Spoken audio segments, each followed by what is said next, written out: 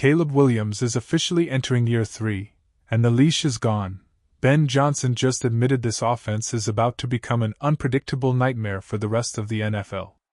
The Bears' mastermind play caller dropped absolute bombs at the owners' meetings, basically telling the league that while they might have film on Caleb, you can't scout pure, unadulterated instinct. This is the year we've been waiting for, the year the training wheels are incinerated and the true potential of this franchise finally explodes onto the scene. Before we dive into why the rest of the North should be terrified, do me a huge favor, smash that like button, share this with every Bears fan you know, and subscribe so you never miss a second of our daily coverage. Can you actually imagine being a defensive coordinator trying to game plan for a guy who thrives on the play after the play?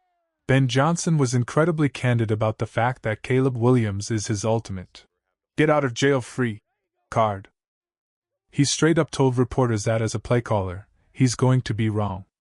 He's going to miss a timing window, or a defense is going to show him a look he didn't prepare for. In the past, with a guy like Jared Goff, that's a sack or a throwaway. Goff is a pocket surgeon, sure, but he isn't bailing anyone out when the structure collapses. Caleb turns a broken play into a highlight reel that leaves defenders questioning their life choices. We saw it in glimpses during his first 2 years, but Johnson is signaling that 2026 is the season where the mental meets the physical. Think about the jump we saw from year 1 to year 2. It was night and day. Caleb started mastering the boring stuff, the 5-step drops, the under-center play action, the dirty work that he never had to do in college or even under previous coaching staffs like Shane Waldron or Thomas Brown. He's spent a full year learning how to be an NFL quarterback, and now he's fusing that discipline with his God-given ability to create magic out of thin air. The standard in that building right now is astronomical. Ben Johnson isn't just looking for good. He's looking for total dominance. He actually admitted he was unhappy with how the staff performed last year in terms of getting the primary receiver open. Imagine that. The Bears were top 2 in explosive plays, battling the Bills for the top spot all year, and the head coach is saying they left money on the table. That should send a chill down the spine of every other team in the league. If they were that explosive while struggling to scheme guys open, what happens when they actually get it right? Question of the day, fill in the blank for me right now. Caleb Williams will be a top ________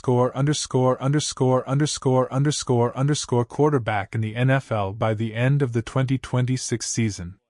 Let me know your rank in the comments below. Personally, if he was hovering around that top 10 to 15 range last year despite all the drops and the procedural issues, top 5 isn't just a dream, it's the expectation. We are talking about a kid who was dealing with a receiving core that led the entire league in dropped yardage. Think about that for a second. If the Bears just cut their drops in half, Caleb's completion percentage jumps from 58% to 62%, and he's cruising past 4,400 yards. Those are MVP caliber numbers, and that's without even mentioning his ability to escape pressure and layer passes into windows that don't exist for other humans. The continuity heading into this spring is the real secret sauce. For the first time in forever, the core is back. The quarterback is back. The star running back is back. The offensive line is returning almost entirely intact. Yes, losing a veteran like Drew Dolman to retirement stings, but pivoting to a seasoned pro like Garrett Bradbury is a veteran move that keeps the floor high. Bradbury has been a starter in this league for over half a decade. He isn't going to be overwhelmed by Ben Johnson's complex terminology. And let's talk about the weapons. Rome Odunze and Luther Burden are a year older, stronger, and faster. Colston Loveland is emerging as one of the most dangerous young tight ends in the game. Remember, Loveland and Burden were banged up during the early parts of last year. They weren't getting those crucial reps until the season was already underway. Now, they get a full off-season to fine-tune their chemistry with Caleb. By the time we hit week 1, they won't just be on the same page, they'll be reading each other's minds.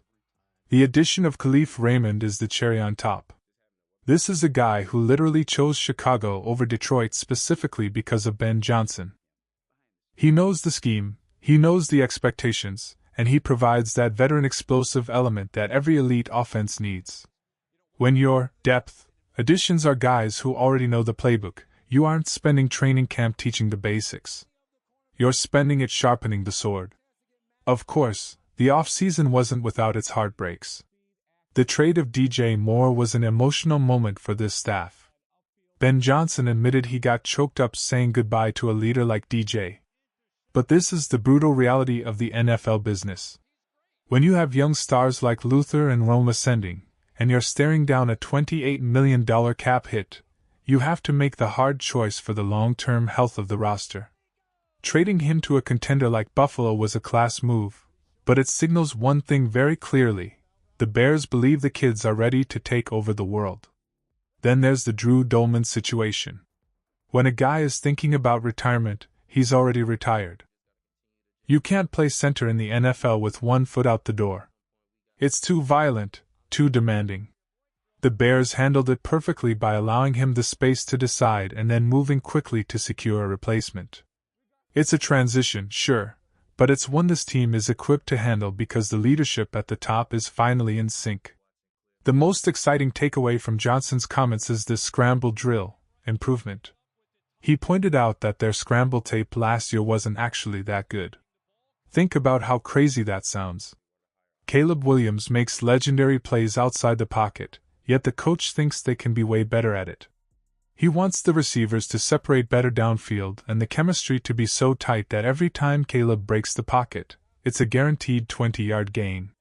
If they fix the scramble drill issues and clean up the procedural penalties that plagued the first half of last season, this isn't just a top 10 offense. It's the best offense in football. Period. We saw it clicking in the second half of 2025. Caleb was in total command at the line of scrimmage. The sack avoidance improved. The mental game caught up to the physical gifts. Now, with a full year of Ben Johnson's system under his belt, the ceiling has officially been removed.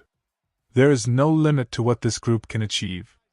The foundation is laid, the weapons are loaded, and the quarterback is a generational talent who is finally starting to get it on a pro level. The Bears can't develop quarterbacks. Narrative is dead and buried. We are watching the birth of a powerhouse. From the offensive line's stability to the emerging elite status of the young receivers, every piece of the puzzle is falling into place. Ben Johnson isn't just staying in Chicago to be competitive. He stayed because he knows he has the keys to a Ferrari, and he's ready to see how fast this thing can actually go. Who do you think is the bigger loss for this offense heading into the new season? Is it the veteran leadership and stability of Drew Dolman at center, or is it the explosive playmaking and veteran presence of DJ Moore out wide? Type DD for Drew Dolman or DJ for DJ Moore in the comments right now. It's a tough call, but it's a testament to how deep this roster has become that we can even have this debate without feeling like the season is over. The ascending Bears are no longer a myth, they are a reality. 2026 is the year of the breakthrough. Bear down.